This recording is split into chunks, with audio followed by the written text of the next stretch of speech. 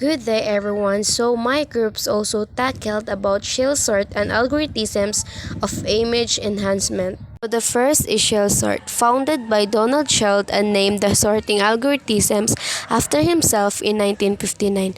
So ang shell sort daw kay si Donald Shell ang nagbuhat ana og iyahang ginganlan og sorting algorithms kadtong 1950. Next is shell sort is also known as diminishing increment sort.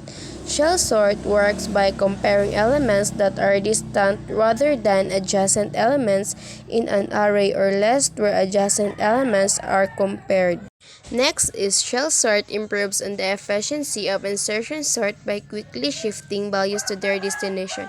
Shell sort uses a sequence H1, H2, Ht called the increment sequence. So ang shell sort daw is nag-use of sequence which is H1, H2, Ht nga gitawag og increment sequence. Any increment sequence is fine as long as h1 equals 1 and some other choices are better than others. The distance between comparison decreases as the sorting algorithms runs until the last phase in which adjacent elements are compared. Divides an array into several smaller non-contiguous segments. The distance between successive elements in one segment is called a gap. Each segment is sorted within itself using insertion sort.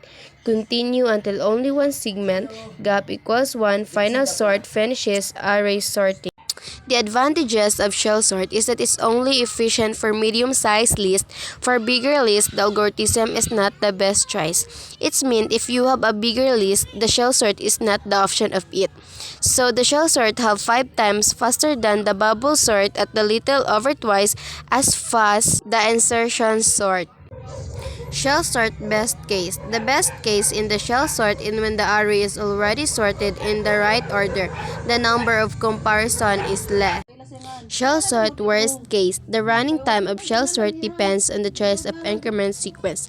The problem with shell's increments is that pairs of increments are not necessarily relatively prime and smaller increment can have little effect. So this is the shell sort examples.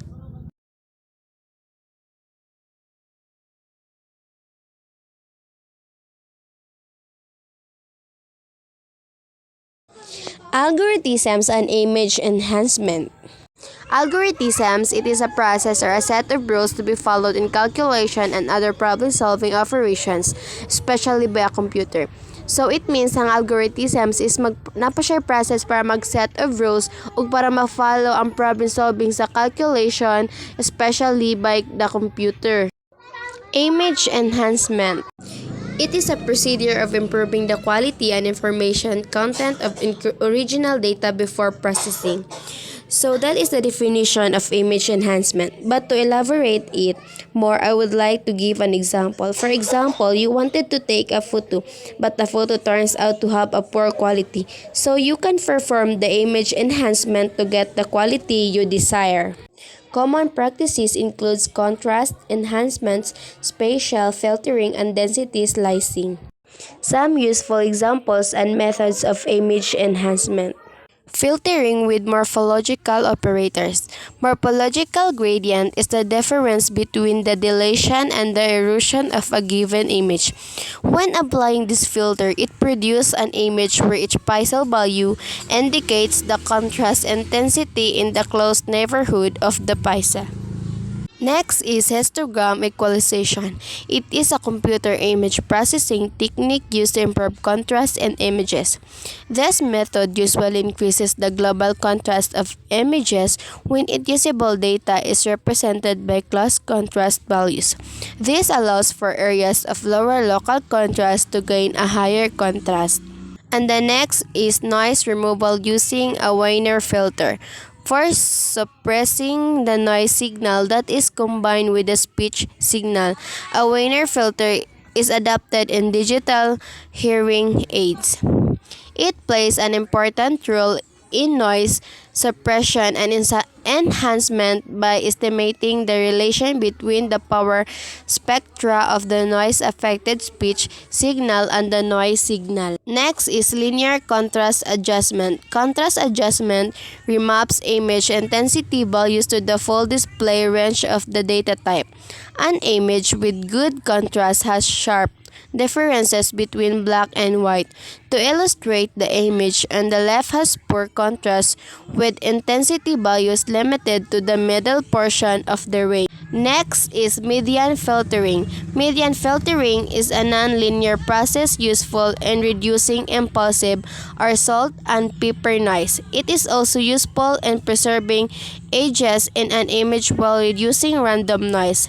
The output of the median filter and the current pixel location is 10, which is the median of the 5 values. The next is unsharp mask filtering. The unsharp mask filter algorithm involves subtraction of an unsharp mask from the specimen image.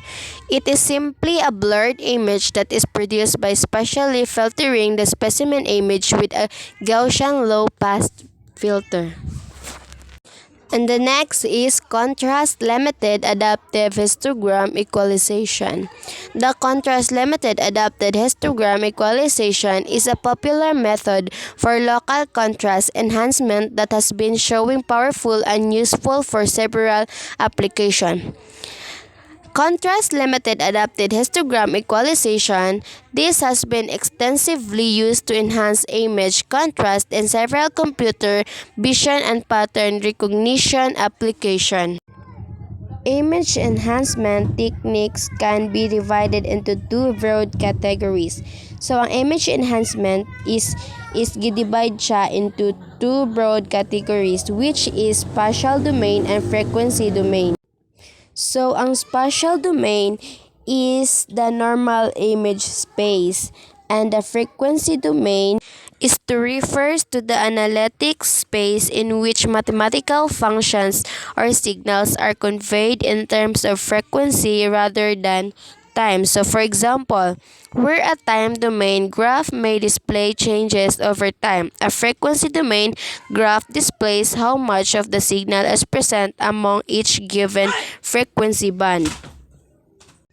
So, there are three basic types of function used frequently for image enhancement: linear, negative and identity transformation, logarithmic, log and inverse log, power law, int power and int root transformation.